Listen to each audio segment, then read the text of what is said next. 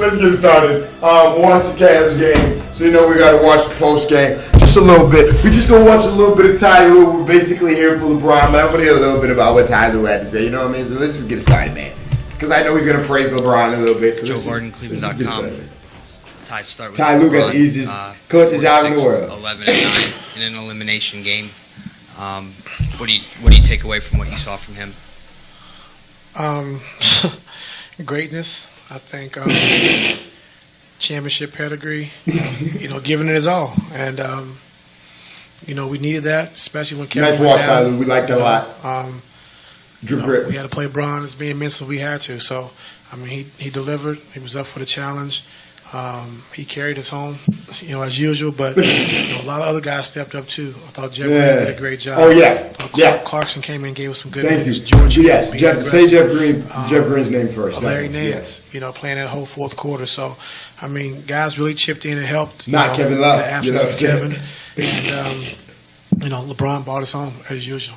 Big shots, playing through. Being tired and fatigued, but we needed him to be big, and he was big. And then.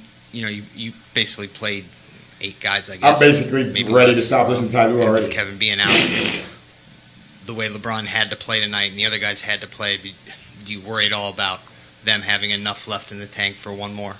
Enough, meaning, as in what? Just enough energy, enough. Oh, man, come on. You ain't got no choice. One game from the finals, Game 7. I mean, I can get out there and do something for that. Come on, be ready. All right, yeah, okay. Thanks, Tyler. Thank you. Thanks, Tyler. Thanks. Everybody say thanks, Tyler. Wave goodbye to Ty Lue. All right, fun. Let's do it. Ransom Wright, Cleveland playing dealer. LeBron. Dripping. How would you say how your teammates responded with Kevin? Crazy. How encouraged were you with that? I think they responded exceptionally well. Cardio, you know what I'm saying? Nothing crazy. Our guys that came off some the custom bench, King Jordan, James Jeff, ranks, you know what I mean? One of ones. Kyle and Larry, they just gave us a huge boost in that second quarter. And Jeff Green, baby. It's the reason why we outscored them by 16 in that second quarter. It was just huge. We needed it, obviously more than ever tonight, with the situation that we were in. JoeVardenCleveland.com. LeBron, we didn't get a real good look at what happened to you. So could you take us through with, I think you banged knees, and then how you were feeling after that? I think you scored 12 points to close it out. I didn't get a good look at it either. I would have been able to avoid it. After the game, I didn't know who got me, but after the game, Larry asked me was I okay. So I'm guessing he was the culprit of it. I just felt someone fall into my leg and kind of, my leg kind of went in.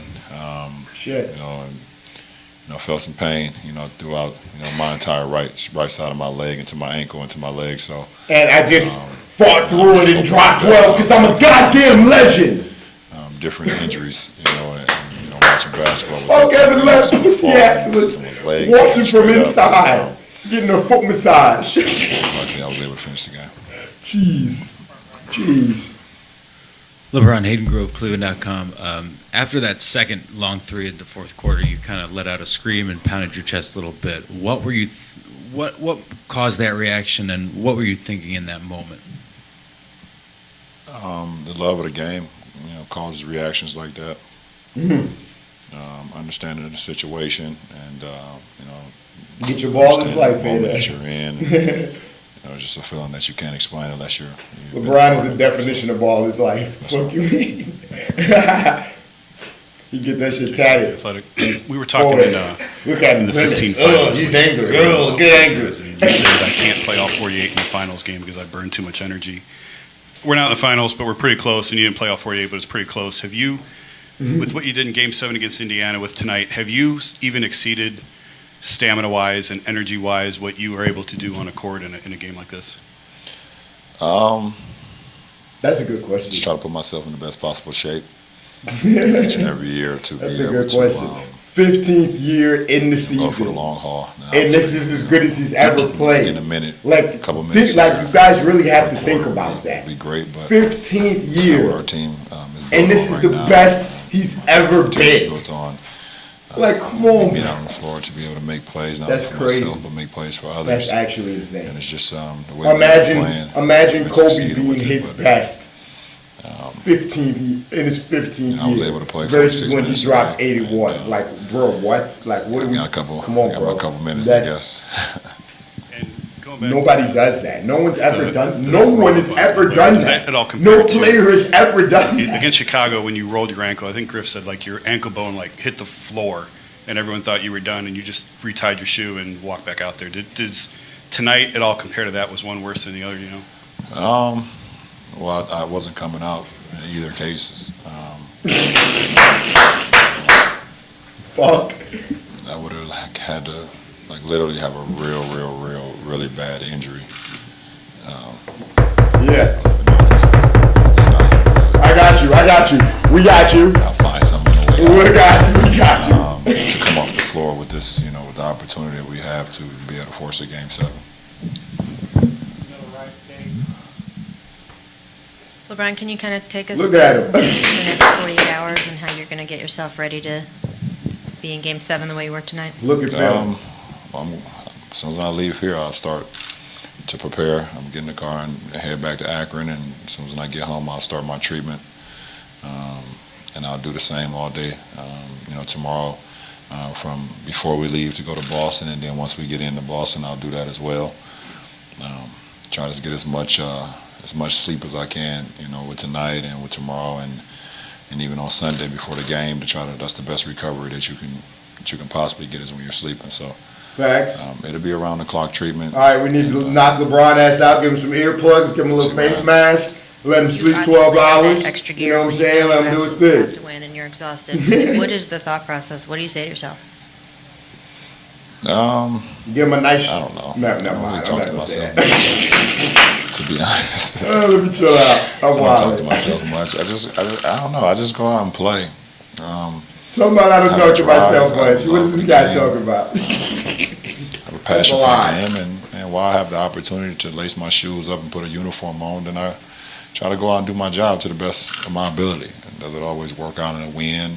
Obviously, no, I'm not undefeated in my career. Does it always, me playing great? I haven't always played great in my career, but I just always want to try to maximize, when I'm on the floor, and I've been able to do that in my 15th year so far. Chris Fedor, Cleveland.com. LeBron, Ty said that he feels like after 6 games, you guys have the blueprint going into Game 7. What's it going to take to execute that on the road? You got to be poised. You got to be able Yeah, to it's not handle gonna a be punch or easy, two. man. And you got to be able to combat that and be They're coming to just play. as solid Holy and shit. just as aggressive on the offensive end. So, we know it's challenging. They 10-0 on their home floor, and they've been very successful against us, obviously at home. So, but if you love challenges, then this is a great opportunity.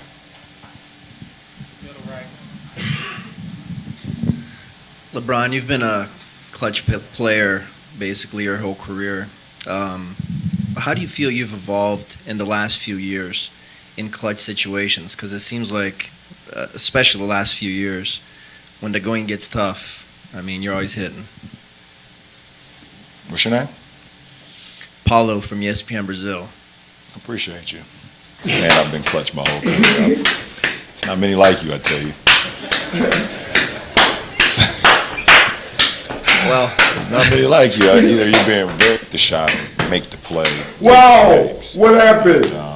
Fuck! And when you have that was lit. ability, and when you have that confidence from your 14 teammates and then your coaching staff, and then you put the work into it, I think said, "I like you." it's a matter of just, LeBron, I think you've been clutch your just whole trying to career, come bro. through. And like I said, I haven't always done it in my whole career. I'm not an ESPN dude or Shied nothing, away but- from it. And that's not even Hey. either making a shot or making a play. I was I was taught the game the right way ever since I ever started playing the game of basketball. My first year ever playing Little League basketball, we won a championship, and my my coach at the banquet gave everybody an MVP trophy, everybody. And that right then, I knew that this is a team game, and And it's not about one individual and how much one individual can do in order to win championships. And in order to win, you have to have a full team. And that's what it brought it down to me. And the second year, we won it again. And we all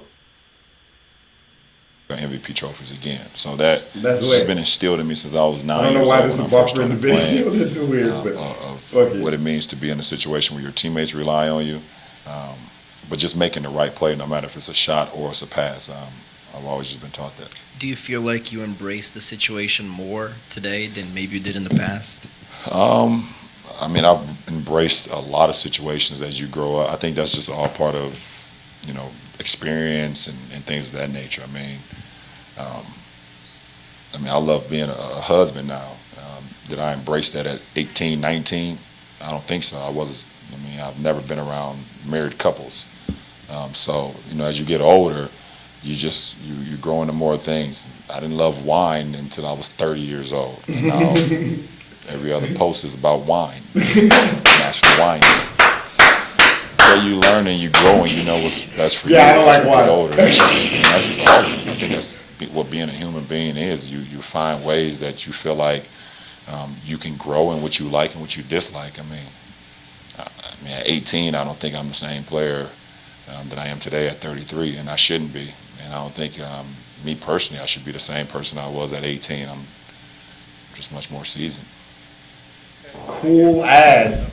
Is that it? Yeah, we're ending it right there. That was awesome. That was great. Paulo from ESPN Brazil. I like you. Yeah, I like you.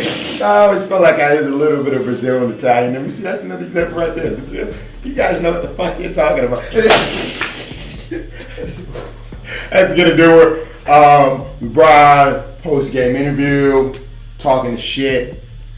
Game 7.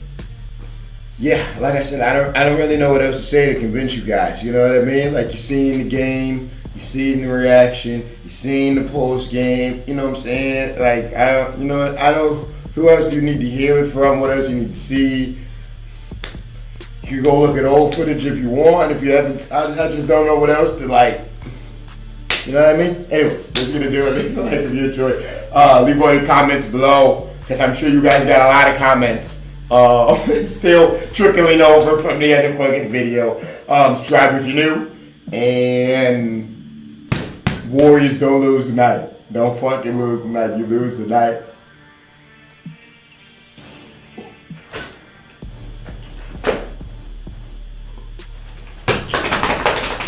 Don't do it. Don't do it. I'm gonna lose my shit. Oh man, I'm gonna lose my shit, dude. I'm gonna lose my shit.